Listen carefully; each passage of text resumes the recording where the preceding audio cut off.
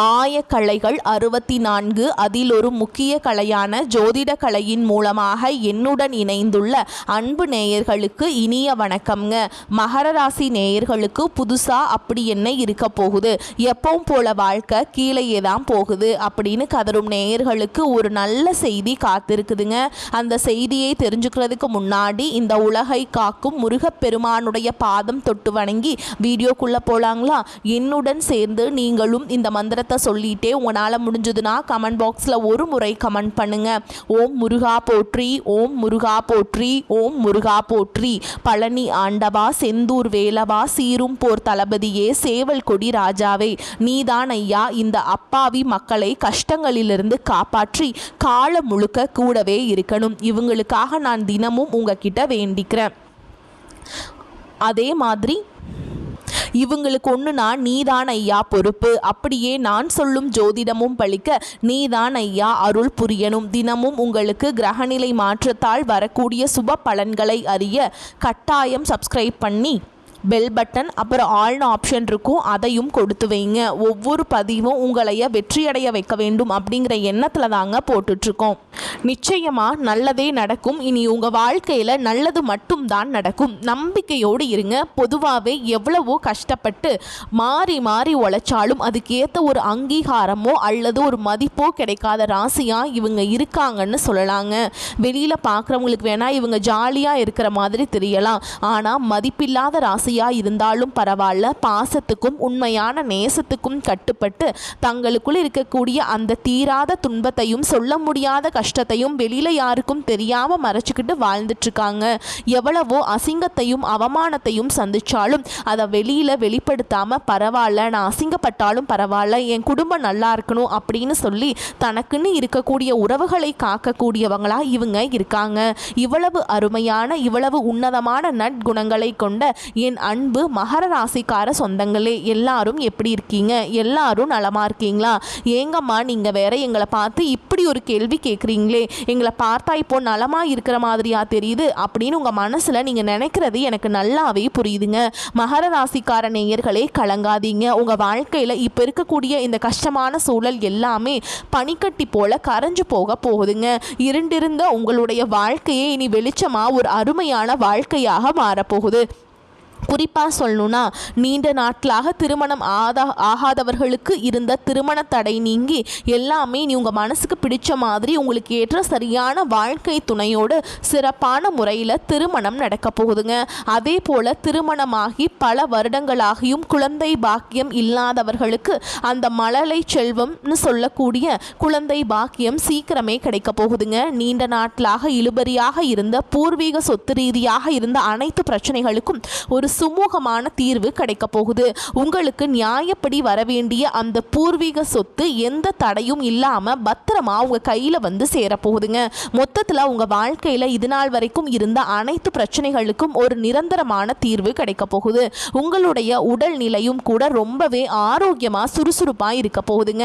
இப்போ ஏற்பட்டிருக்கக்கூடிய இந்த கிரகநிலை மாற்றத்தினால நம்மளுடைய மகர ராசிக்காரங்களுக்கு என்னென்ன லாபங்கள் நடக்க போகுது, வரக்கூடிய அந்த வாய்ப்புகளை எப்படி நம்ம லாபமாக மாற்றிக்கிறது அப்படிங்கிறத பற்றி நம்ம இப்போ ரொம்ப தெளிவாக விரிவாக பார்த்து தெரிஞ்சுக்க போகிறோம்.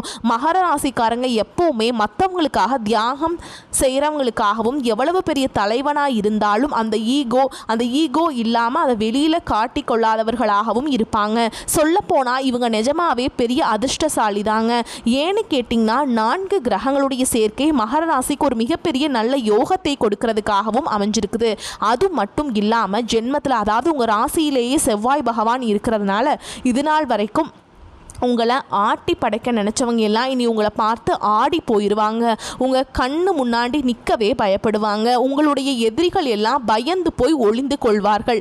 உங்களுடைய கௌரவம் சமூகத்தில் தானாக உயரும். உங்கள் வீட்டில் இருக்கக்கூடிய பெரியவர்களுக்கு உங்களுடைய முன்னோர்களுக்கும் செய்ய வேண்டிய கடமைகளை நீங்கள் எந்த குறையும் இல்லாமல் ரொம்பவே சரியாக செய்வீங்க. இதனால் எல்லார் மனதிலும் நீங்கள் நீங்காத இடம் பிடிப்பீங்க. அடுத்ததாக உங்கள் ராசிக்கு 2வது வீட்டில் சுக்கிர பகவான் இருக்கிறது. உங்களுடைய அறிவு சும்மா பழிச்சுடுங்க. ரொம்ப புத்திசாலித்தனமாக சில சிக்கலான விஷயங்களை கூட அழகாக நயமாக கையாளுவீங்க. உங்ககிட்ட ஒரு சிறந்த மன கட்டுப்பாடு இருக்கும். தேவையற்ற இச்சைகள் சஞ்சலங்கள் எல்லாம் உங்களை விட்டு தானாக விலகி போகும். மகர ராசிக்கு இந்த நேரத்தில் உடல் நலத்தில் மட்டும் சின்னதாக ஒரு பயம் இருக்குங்க. ஆனால் பயப்பட வேண்டாம். அதுக்காக நீங்கள் தினமும் காலையில் கொஞ்சம் நடைப்பயிற்சி செய்யுங்க. முடிஞ்சால் பக்கத்தில் இருக்கக்கூடிய சிவாலயம் அப்படி இல்லைன்னா சித்தர் ஜீவ சமாதி பீடத்துக்கு அடிக்கடி போயிட்டு வாங்க. மனசை எப்போவுமே ஒரு கட்டுப்பாடோட அமைதியாக வச்சுக்கோங்க. இந்த காலகட்டத்தில் நீங்கள் செய்ய வேண்டிய வழிபாடு மற்றும் பரிகாரம் என்னென்னு பார்த்தீங்கன்னா, முடிஞ்ச வரைக்கும் உங்கள் வீட்டில் சாமி கும்பிடும்போது தீப ஆராதனை செய்யும்போது சாதாரண கற்பூரத்துக்கு பதிலாக வாசனை மிக்க பச்சை கற்பூரம் பயன்படுத்தி தீபம் ஏற்றுங்க. அது வீட்டுக்கு அவ்வளவு நல்லது. அதே போல் சனிக்கிழமைகளில் மறக்காமல் துளசி மாலை வாங்கி பெருமாளுக்கு சாத்துங்க. மகர ராசிக்காரங்க எவ்வளவுக்கு எவ்வளோ பெருமாள் வழிபாடு செய்கிறீங்களோ அவ்வளோக்கு அவ்வளோ நல்லது நடக்கும். உங்கள் கையிலிருந்து ஒரு துளசி மாலையாவது பெருமாள் கோவிலுக்கு போயிடணுங்க. அப்போ தாங்க உங்கள் வாழ்க்கையில் நினச்சது நடக்கும். அப்படி நீங்கள் செய்யும்போது உங்கள் வாழ்க்கையில் நல்லது நடக்கும். இந்த கெட்டதுங்க அப்படிங்கிற பேச்சுக்கெல்லாம் அங்கே துளி கூட இடமே கிடையாதுங்க. அடுத்ததாக ஒரு எளிமையான பரிகாரம், சொரக்கா என்று சொல்லக்கூடிய அடுத்ததாக ஒரு எளிமையான பரிகாரம். ஓகேங்களா? தேங்காய் வாங்கி அதை சுக்கு நூறாக உடைச்சி உங்கள் திருஷ்டியை போக்கிக்கலாங்க. இதில் என்ன விசேஷம்னா, நீங்கள் நிறைய சம்பாதிக்கிறீங்க அப்படின்னா டெய்லி கூட ஒரு தேங்காய் உடைக்கலாம், தப்பில்லை. இல்லை நாங்கள் இப்போதைக்கு கொஞ்சம் தான் சம்பாதிக்கிறோம் அப்படின்னா வாரம் ஒரு தேங்காய், குறிப்பாக சனிக்கிழமைகளில் உடைக்கலாம். இல்லைன்னா இப்போதைக்கு பணத்துக்கு ரொம்ப தட்டுப்பாடு இருக்குது அப்படின்னு சொல்கிறவங்க மாதம் ஒரு தேங்காய், அதுவும் உங்களுடைய ஜென்ம நட்சத்திரம் வரக்கூடிய அன்னைக்கு உடைக்கலாங்க. தினமும் நெற்றியில் சந்தனம் வச்சுக்கோங்க. முடிஞ்சால் உடலையும் கொஞ்சம் சந்தனம் பூசிக்கோங்க. இது உங்கள் வாழ்க்கையில் ஒரு பிரகாசமான எதிர்காலத்தை உருவாக்கும். இது நாள் வரைக்கும் உங்களை வேண்டான்னு சொல்லி உதறி தள்ளிட்டு போன சொந்த பந்தங்கள் எல்லாருமே இனி வரக்கூடிய காலங்களில் நீங்கள் தான் வேணும் அப்படின்னு உங்களை தேடி வர போகிறாங்க. நான் முன்னாடியே சொன்ன மாதிரி திருமணம் ஆகாதவர்களுக்கு திருமண தடை நீங்கி உங்கள் மனசுக்கு பிடிச்ச உங்களுக்கு ஏற்ற சரியான வாழ்க்கை துணையோடு கெட்டி மேளம் கொட்டும் திருமணம் நடக்க போகுது. குழந்தை பாக்கியம் இல்லாதவர்களுக்கு வீட்டில் தொட்டில் ஆடப்போகுது. குழந்தை பாக்கியம் கிடைக்க போகுதுங்க. பூர்வீக சொத்து ரீதியாக இருந்த அனைத்து வில்லங்கங்களுக்கும் பிரச்சனைகளுக்கும் ஒரு நல்ல தீர்வு கிடைக்க போகுது. உங்களுக்கு நியாயமாக வர வேண்டிய பூர்வீக சொத்து பத்திரமா உங்கள் கையில் வந்து சேரப்போகுதுங்க. இனி உங்கள் வாழ்க்கையில் கவலை கண்ணீர் சோகம் அப்படிங்கிற பேச்சுக்கெல்லாம் துளி கூட இடம் கிடையாதுங்க. சந்தோஷம் மட்டும்தான். படித்து முடிச்சுட்டு ரொம்ப நாளாக வேலை தேடிட்டு இருக்கக்கூடிய இளைஞர்களுக்கு உங்களுடைய படிப்புக்கும் தகுதிக்கும் ஏற்றால் போல ஒரு நல்ல கௌரவமான வேலை கிடைக்க போகுது. நீங்கள் தனியார் துறையில் வேலை செஞ்சீங்கனாலும் சரி அல்லது அரசு துறையில் வேலை செஞ்சீங்கனாலும் சரிங்க, உங்களுடைய தகுதிக்கும் திறமைக்கும் ஏற்றாற் போல பதவி உயர்வு மற்றும் சம்பள உயர்வுகள் எல்லாம் உங்களுக்கு இந்த காலகட்டத்தில் நிச்சயமாக கிடைக்க போகுதுங்க. உங்கள் வாழ்க்கையில் ரொம்பவே அருமையாக இருக்க போகுதுங்க வரக்கூடிய நாட்கள். உங்கள் மனசில் இருந்த சின்ன சின்ன ஆசைகள், பெரிய கனவுகள், இது எல்லாமே ஒவ்வொன்றா நிறைவேற போகுது. உங்களுடைய மனசில் இது நாள் வரைக்கும் இருந்த குழப்பம் நீங்கி தெளிவு அதிகரிக்க போகுது. புதுசா ஒரு நம்பிக்கை பிறக்க போகுது. மற்றவங்க பார்த்து இவனால் இது முடியாதுப்பா அப்படின்னு சொல்லி ஒதுக்கி வச்ச காரியத்தை கூட நீங்க ரொம்ப அழகா திட்டம் தீட்டி முயற்சி பண்ணி இந்த காரியத்தில் நீங்க ஜெயிச்சு காட்ட போறீங்க, வெற்றி அடைய போறீங்க. பழைய கவலைகள் எல்லாம் மெதுவா கொஞ்சம் கொஞ்சமா குறைய போகுது. குடும்பத்துல மறுபடியும் ஒற்றுமை ஏற்பட போகுது. இதனால் வரைக்கும் புருஷன் பொண்டாட்டிக்குள்ள இருந்த சண்டை சச்சரவுகள் எல்லாம் பனி போல விலக போகுது. மனசுல ஒரு பெரிய நிம்மதி ஏற்பட போகுது. உடல்நிலை ரொம்பவே ஆரோக்கியமாக இருக்க போகுதுங்க.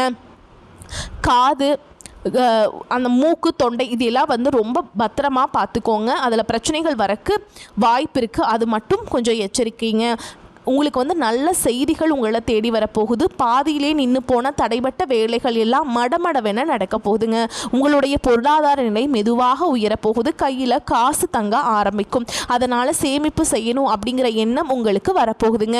உடல் சோர்வு, அசதி எல்லாம் குறைய போகுது. உங்களுடைய உறக்கம் நிம்மதியாக சீராக இருக்க போகுதுங்க. நல்ல உள்ளம் கொண்ட நல்ல மனிதர்களுடைய நட்பு உங்களை தேடி வரப்போகுது. சமுதாயத்தில் உங்களுடைய மதிப்பும் மரியாதையும் தானாக உயரப்போகுதுங்க. நீங்கள் வேலை பார்க்குற இடத்துல பாராட்டு உங்களுக்கு கிடைக்க போகுது. பல புதிய வாய்ப்புகள் உங்களை தேடி வரப்போகுதுங்க. உங்களுடைய கற்றல் திறன், அதாவது புதுசாக எதையாவது கற்றுக்கணுங்கிற ஆர்வம் அதிகரிக்க போகுது. குறிப்பாக ஆன்மீகத்தின் மீது உங்களுடைய ஆர்வம் அதிகரிக்க போகுதுங்க. உங்கள் மனசில் இருந்த பயம் குறைய போகுது. தன்னம்பிக்கை அதிகரிக்க போகுது. பழைய பிரச்சனைகளுக்கெல்லாம் ஒரு நிரந்தர தீர்வு கிடைக்க போகுது. குடும்பத்தில் மகிழ்ச்சி பொங்க போகுது. சுபகாரியங்கள் ஒன்று பின்னால் ஒன்று அடுக்கடுக்காக நடக்க போகுதுங்க. அதே மாதிரிங்க நீங்கள் செல்லக்கூடிய பயணங்கள் அது ஆன்மீக பயணமாக இருந்தாலும் சரி, தொழில் பயணமாக இருந்தாலும் சரி, உங்களுக்கு நன்மை தரக்கூடியதாக அமைய போகுது. வீண் செலவுகள், மருத்துவ செலவுகள் எல்லாமே குறைய போகுது. உங்களால் தீர்க்கமான முடிவுகள் எடுக்க முடியுங்க. இதனால் உங்களால் மன அமைதி கிடைக்குங்க. உறவுகளில் ஒருவருக்கொருவர் புரிதல் அதிகரிக்கும். உங்களுடைய முயற்சிகள் எல்லாமே வெற்றி பெறுங்க.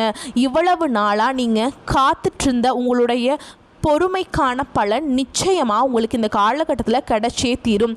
நீங்கள் எதிர்பார்க்காத இடத்திலிருந்து எதிர்பார்த்த உதவிகள் உங்களை தேடி வரும். எதிர்காலத்தை பற்றின நம்பிக்கை அதிகரிக்கும். உங்கள் வாழ்க்கையில் சந்தோஷம் என்றென்றும் நிலைத்திருக்க போகுது. உங்களுடைய ஆசைகள், கனவுகள் எல்லாமே படிப்படியாக நிறைவேற போகுது. சுருக்கமாக சொல்லணும்னா, உங்களுடைய வாழ்க்கையில் இது நாள் வரைக்கும் இருந்த அனைத்து கஷ்டத்துக்கும் ஒரு முற்றுப்புள்ளி, ஒரு தீர்வு கிடைக்க போகுதுங்க.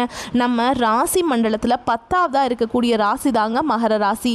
இந்த மகர ராசி அதிபதி யாருன்னு பார்த்தீங்கன்னா கர்மகாரகன் என்று சொல்லக்கூடிய சனி பகவானுங்க. உத்திராட நட்சத்திரம் 2ஆம் பாதம், 3ஆம் பாதம், 4ஆம் பாதம், திருவோண நட்சத்திரம் மற்றும் அவிட்ட நட்சத்திரம் 1ஆம் பாதம், 2ஆம் பாதங்களில் பிறந்தவங்க மகர ராசியில் பிறந்தவங்களாக கருதப்படுறாங்க. நம்மளுடைய மகர ராசிக்காரங்களுக்கு நட்பு ராசியாக இருக்கக்கூடியவங்க யாருன்னு பார்த்தீங்கன்னா ரிஷபம், கன்னி, மகரம், மீனம், விருச்சகம். இவங்க எல்லாரும் மகர ராசிக்கு ரொம்பவே நெருக்கமாக நட்பு ராசியாக இருக்காங்க. பொதுவாகவே மகர ராசியில் பிறந்தவங்க வெளியில் பார்க்க கண்டிப்பாக இருந்தாலும் உள்ளுக்குள்ள மிகவும் இரக்க குணம் கொண்டவங்களாக இருக்காங்க. இவங்களுடைய அழகான நயமான பேச்சால எதிரிகள் எல்லாத்தையும் கூட நண்பனாக்கக்கூடிய அளவுக்கு இவங்க கிட்ட ஒரு தனி திறமை இருக்குதுங்க. இவங்களை பொறுத்த வரைக்கும் தன்னுடைய வாழ்க்கையில் 1000 பிரச்சனை இருந்தாலும் அதை பற்றி துளி கூட கவலைப்பட மாட்டாங்க. ஆனால் தனக்கு வேண்டப்பட்ட ஒரு நெருங்கிய உறவுக்கு ஒரு கஷ்டம் வருதுன்னு வச்சுக்கோங்க, அவங்க கூப்பிடாமலேயே ஓடி போய் உதவி செய்யக்கூடியவங்களா இவங்க இருப்பாங்க. தன்னுடைய குடும்பத்துக்காக தன்னுடைய ஒட்டுமொத்த வாழ்க்கையையும் அர்ப்பணம் செய்யக்கூடியவங்களா இருக்காங்க நம்மளுடைய மகர ராசிக்காரங்க. முதலாவதா குடும்பத்தை எடுத்துக்கலாங்க. இந்த காலகட்டம் குடும்ப வாழ்க்கை எப்படி இருக்குன்னு பார்க்கலாம். கணவன் மனைவிக்கிடையே இருந்து வந்த ஈகோ பிரச்சனை, கருத்து வேறுபாடுகள் எல்லாம் காணாம போக போகுது.